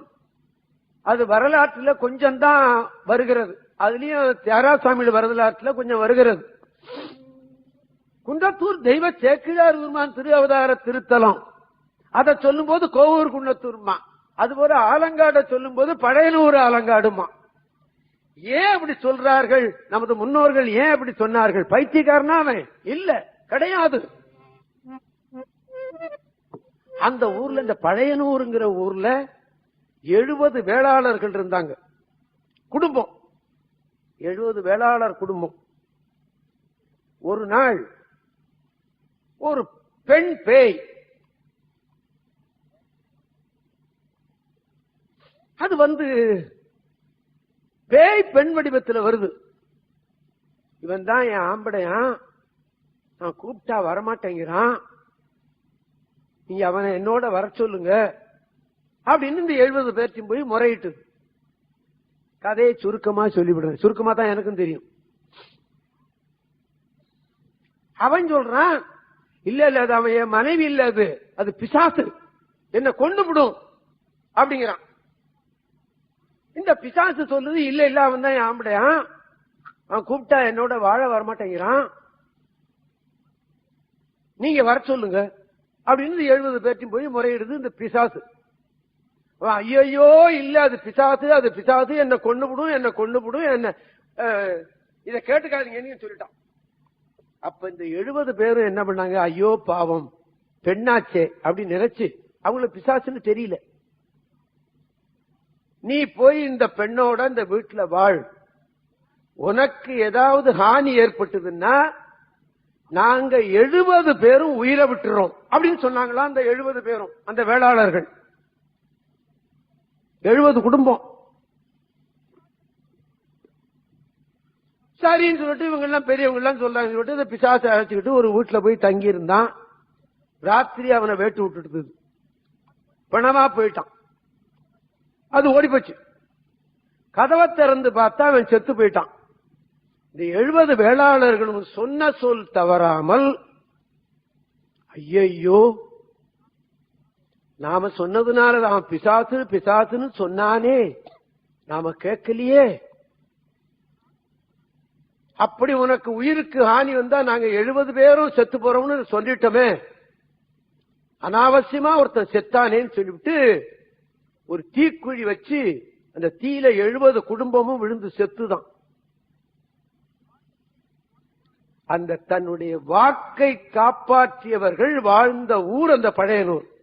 இப்போ அந்த தீ வளர்த்த குட்டை இருக்கு, அந்த கோயில் இருக்கு, எல்லாமே இருக்கு. இருக்குல்லப்பா ரத்தனா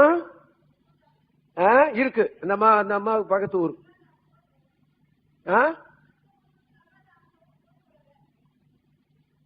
நீ சொல்லுது காதுல விடல. ஆக அந்த பழையனூர்ல அப்படி வாக்கை காப்பாற்றினார்களாம், சொன்ன சொல் தவறாமல். அபிராமி பட்டர் சொல்லுவார், கலையாத கல்வியும் குறையாத வயதும் ஓர் கபடுவாராத நட்பும் கன்றாத வளமையும் குன்றாத இளமையும் கழுபிணி இல்லாத உடலும் சலியாத மனமும் அன்பு அகலாத மனைவியும் தவறாத சந்தானமும் தாழாத கீர்த்தியும் மாறாத வார்த்தையும். கல்வி கலைந்துவிடும், வயது குறைந்துவிடும், உடல் பிணி வந்துவிடும், அன்பு மனைவிட்டு அகன்றுவிடும். இந்த சொன்ன சொல்ல தத்தாம்போட அன்னைக்கு சொன்னா அப்படின்ட்டு போயிடுவான் இல்லையா. அன்னைக்கு சொன்ன சொல்லுக்காக அந்த 70 குடும்பமும் தீயில பாய்ந்து உயிரை விட்டார்களாம். அதனால்தான் அந்த பழையனூருக்கு அவ்வளவு பெருமை. அதனால்தான் ஆலங்காடுன்னு சொல்வது பழையனூர் ஆலங்காடு, பழையனூர் ஆலங்காடுன்னே பாடி வச்சுட்டாங்க. சொன்ன சொல்லை காப்பாற்றியவர்கள் என்று அவர்கள் எண்ணி இருந்திருக்கிறார்கள். அதனால திருவாலங்காட்டுல போய் நான் உன்னுடைய அடியார்களுக்கு நான் அடிமையாக என்று இருக்க போகிறேன், தில்லைவாழந்தனரும் அடியார்க்கு முடியேன்னு பாடினவர் இவர்தான் இல்லையா. சைவனாக பிறந்தவன் திருத்தொண்ட தொகை அத்தனையும் தினந்தோறும் சொல்ல வேண்டும் என்பது நியதி. நியதி நியதின்னு சொல்றீங்களே, எங்களுக்கு நான் வயத்து பழப்பு இருக்கு, ஆபீஸுக்கு போகணும், குடும்பம் இருக்குன்னு சொல்லலாம். ஐயா உங்களால முடியாமல் போகட்டும், அதை பத்தி நான் கவலைப்படல, இதை செய்ய வேண்டும் என்று எண்ணிங்க. பத்து இதுல செம்பரம்பாக்கம் ஏரியில தண்ணி இல்ல, அதுக்காக கரையை உடச்சு விட மாட்டேங்கிறானே, கரை அப்படியே இருக்கு பாத்தீங்களா. ஏன் என்னைக்காவது ஒரு நாளைக்கு தண்ணி வரும், இருக்கட்டும் அப்படின்னு வச்சிருக்கான். அந்த மாதிரி தேவார திருவாசகங்கள் வேதம் எல்லாம் கரை நாம தெரிந்து வைத்துக் கொள்ளுவோம். நம்ம செய்ய முடியாட்டி போனாலும் பரவாயில்ல. எனக்கு எவ்வளவு வேலை இருந்தாலும் திருத்தொண்ட தொகை சொல்ல தவற மாட்டேன் பாருங்க. ஆமா, நேற்று ரெக்கார்டிங் முடிச்சுக்கிட்டு நான் வீட்டுக்கு போகும்போது ராத்திரி 8 மணி. அதுக்கு மேல போயிட்டு அனுஷ்டானம் பண்ணிவிட்டு காலையிலேயே பஞ்சாட்சரம் சொல்லிவிட்டேன்.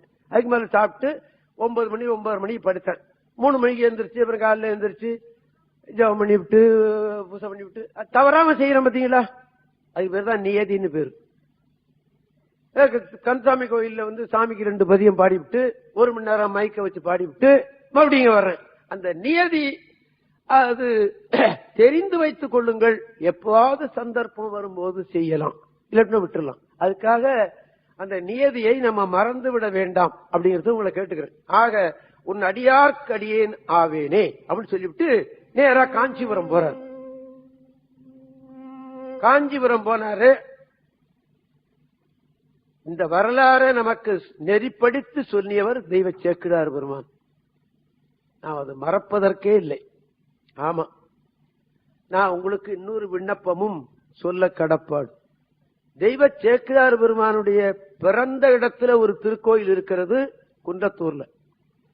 அது 1989 ஒரு கும்பாபிஷேகம் பண்ணி வச்சேன். அப்ப அந்த கோயிலுக்குள்ளேயே போனா நெறிஞ்சு முள்ளு இதெல்லாம் காலில் குத்தும், அப்படி இருந்தது. அதுக்கு முந்தி 30 வருஷத்துக்கு முந்தி மறை திருநாவுக்கரசு அந்த கோயிலை கும்பாபிஷேகம் பண்ணி வச்சாராம் 1969. அப்புறம் 89 கிட்டத்தட்ட 1 லட்சம் ரூபாய் எல்லாம் பொதுமக்கள் பணமும் என் பணமும் கொஞ்சம் ஒரு கும்பாபிஷேகம் பண்ணி வச்சேன். அப்புறம் மறுபடியும் இப்ப 99 ஒரு கும்பாபிஷேகம் பண்ணி வச்சேன். ஏன் அப்படின்னு கேட்டீங்கன்னா, எனக்கு வயசாயிட்டது, இன்னொரு கும்பாபிஷேகம் செய்து பார்க்க முடியுமோ என்னமோ, இன்னொன்று செய்து பார்ப்போம்னு செய்தேன். இப்போ திருநாகேஸ்வரம்னு ஒரு கோயிலை கட்டியிருக்கிறார் சேக்கிழார் பெருமான். சேக்கிழாருடைய தாயார் ஊர் திருநாகேஸ்வரம், சோழ நாட்டில். தந்தையாருக்கு குன்றத்தூர். அந்த ஞாபகார்த்தமாக இங்க ஒரு ஊரை, ஒரு பரந்த வெளி, அவருக்கு சொந்தமான இடம், பர்சனல் ப்ராப்பர்ட்டி, அதை அப்படியே அவர் ஊராக்கி அங்க ஒரு கோயில் கட்டி அதுக்கு திருநாகேஸ்வரம்னு பேர் வச்சுட்டு போயிருக்காரு. அந்த கோயிலுக்குள்ள ஒரு சின்ன சேக்கிழார் பெருமான் கோயில் இருக்கு. அது எப்படி இருக்குன்னு கேட்டீங்கன்னா, இந்த வயல்கரையில எல்லாம் இந்த மோட்டார் ஷெட் இருக்குல்ல, அந்த மாதிரி இருக்கு. அதுக்கு மேல விமானம் கிடையாது, முன்னாடி இந்த அர்த்த மண்டபம் கிடையாது. கோயில் என்னமோ நல்லா இருக்கு, கோயில் நல்லா வச்சிருக்கான். அதுக்கு மேல ஒரு விமானம் போட்டு இந்த அர்த்த மண்டபம் ஒண்ணு கட்டி கும்பாபிஷேகம் பண்ணணும்னு நினைச்சேன். அரசாங்கத்துக்கு எழுதி 4-5 மாசமாச்சு. கிணத்துக்குள்ள போட்ட கல்லு மாதிரி இந்த பர்மிஷன் என்ன வரல. எப்படியோ வந்துடும். ஒரு IAS ஆபீசரை பிடிச்சிருக்கேன். நான் பிடிக்கல, சேக்கிழார அனுப்பிச்சுக்கிறாரு. நீ இவரை பிடிச்சிக்கிட்டு போடா, கிடைச்சு போடும்னு. அது வந்துருச்சுன்னா அதை செய்து விடுவேன். அதுல உங்களுடைய பங்கும் இருந்ததுன்னா எனக்கு சந்தோஷம் அப்படின்னு நான் நினைக்கிறேன். அப்ப உங்களுடைய விருப்பம், அதுக்காக நான் விட்டுறேன். எப்படியோ செய்து முடிச்சுடுவேன். நீ எப்போதும் எடுக்கிற காரியத்தை நான் விடுற வழக்கமே கிடையாது, செய்து விடுவேன். அப்படி தெய்வ சேக்கிழார் பெருமான் என்ன பண்றார், கட்சி ஏகம்பத்துக்கு போனோம்னா ஒரு அற்புதமான பாடல் ஒண்ணு பாடி வைக்கிறார்.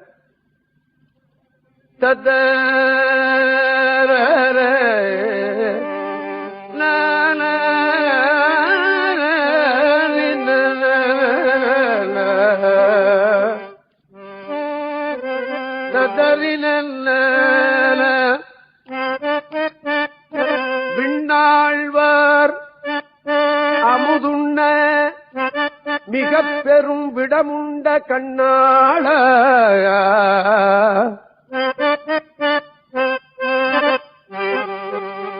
திருப்பார்கடலை கடைந்தார்கள். அமுதம் வந்தது, தேவர்கள்லாம் சாப்பிட்டாங்க சிவனை தவிர. விஷம் வந்தது, பரமேஸ்வரா என்ன காப்பாத்துன்னு எல்லாரும் ஓடனான். அமுதம் வந்த போது பரமேஸ்வரனை கூப்பிடல, ஆமா, தான் சாப்பிட்டான்கள். விஷம் வந்த போது தாங்க முடியாம அவனை போய் கும்பிட்டான். அவன் எடுத்து சாப்பிட்ட நாள் தான் பிரதோஷ நாள் அப்படி என்று சொல்லுகிறார்கள். அதை நினைவூட்டுறார் சாமி. தெய்வ சேக்கிரார் பெருமான். விண்ணாழ்வார் அமுதுண்ண மிக பெரும் விடம் உண்ட கண்ணாள கச்சியே கம்பனே கடையானேன் எண்ணாத பிழை பொறுத்து இங்கு யான் காண எழுப்பவள வண்ணா கண்ணளித்து அருளா என விழுந்து வணங்கினாரே.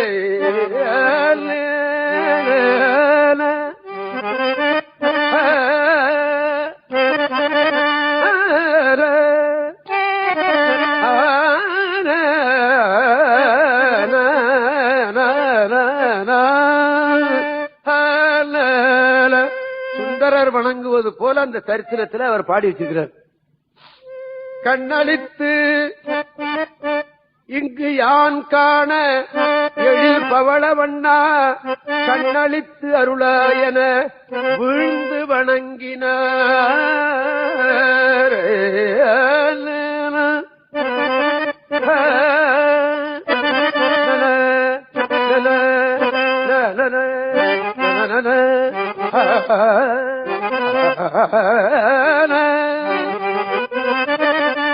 கீழே விழுந்து வணங்கினார். சுவாமி இந்த இடது கண்ணு தெரிய வச்சான். ஆமா, இடது கண்ணு தெரிய வச்சான். நீங்க நினைக்கலாம், என்னடா சாமியை போய் எல்லா ஊர்லயும் கேட்டாரு கண்ணை கொடுக்கல, இந்த ஊர்ல போய் விழுந்த உடனே கண்ணு தெரிஞ்சு போச்சு, எவன்டா நம்புவான் அப்படின்னு நீங்க நினைக்கலாம். என்னுடைய வாழ்க்கையில் நடந்த ஒண்ணு சொல்றேன், நீங்க நம்பினாலும் நம்பாட்டி போனாலும் போயிட்டு போ. எங்க ஊர்ல என் வீட்டுக்கு பக்கத்துல 4வது நம்பர் ஒரு சிவன் கோயில். அன்னைக்கு விநாயகர் சதுர்த்தி. விநாயகர் சதுர்த்தி பூஜை எல்லாம் பண்ணிட்டேன். வீட்டுல சமையல் ஆகிறதுக்கு நாழி ஆகும் போல இருந்தது. அதுக்குள்ள கோயிலுக்கு போய் பாட்டு சொல்லிட்டு வாங்க, நான் எல்லாம் சமையல்லாம் பண்ணி வச்சிடறேன்னு சொல்லிட்டாங்க. சார், நான் கோயிலுக்கு போய் பாட்டு சொல்லிட்டு ஒரு மட்டும் போனேன். கோயில் கதவு திறந்திருக்காது, எப்போதும் கேட்டு மாத்திரம் திறந்திருக்கும், சாமி தெரியும், பாட்டு வந்துருவேன். திறந்திருந்தது, உள்ள போனேன். பிரகாரத்துல சுத்தி வந்த ஒரு பாம்பு ஒண்ணு போச்சு. பாம்பு போச்சுன்னு சொன்னா அடிக்கணும்னு தான் தோணுமே தவிர இல்ல இல்ல அது போட்டோம்னு யாரும் நினைக்க மாட்டான் இல்லையா. சரிதான, பக்கத்துல ஒரு கொம்பு இருந்தது, அதை போட்டு அடிச்சுட்டான். அடிச்சுட்டு பெரட்டி போட்டு பார்த்தாக்கா நல்ல பாம்பு. என்னடா ஒரு நல்ல பாம்பை அடிச்சிட்டோமே, அடிக்கப்படாதுன்னு சொல்லுவாங்களே, இதுவே நல்ல பாம்பா இருக்கே, நான் என்ன பண்ணுவேன்னு சொல்லிட்டேன். வீட்டுக்கு போனாங்க, இந்த கண்ணு எனக்கு லேசா அரிச்சுது, அவுட். ஒரு வாரத்துல கண்ணு சரிப்பில்லை எனக்கு. அப்புறம் ஆபரேஷன் பண்ண திடும்னு தான் வந்தது எனக்கு அது.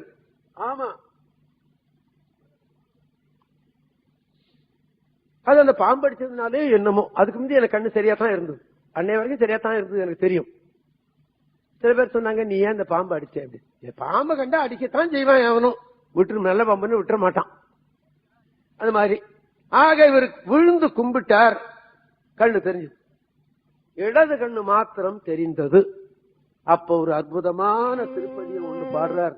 ஆண்டவனே, உன்னை பார்ப்பதற்குத்தான் எனக்கு கண் கொடுத்தாய் என்று சொல்லுகிறார் சுவாமி.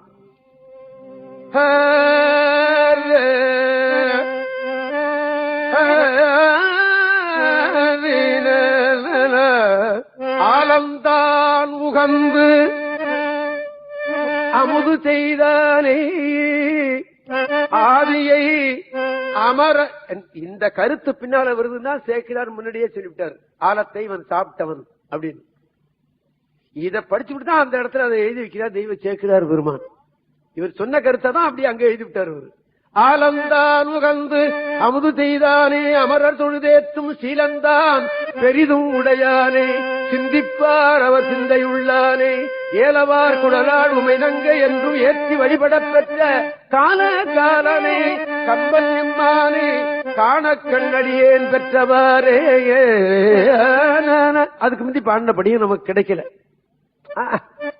கிடைச்சதை பாக்கிறதுக்கே நமக்கு யோகியதை இல்ல, கிடைக்காத பத்தி நமக்கு என்ன கவலை?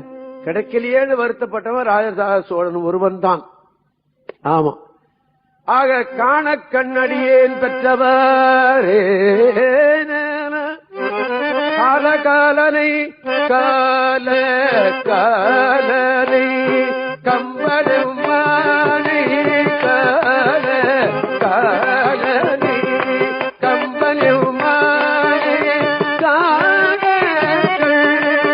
அடியே பெற்றவாறே கால காலனை தனி தனி தனி தபா மகதி கால காலனை தகரி தனி தனி நீ தரி தனி தரி தனி தப நீ தப மபத தனி தப மப மபதனி கால காலனை கம்பனுமானே காலகள் அடியே பெற்றவரே.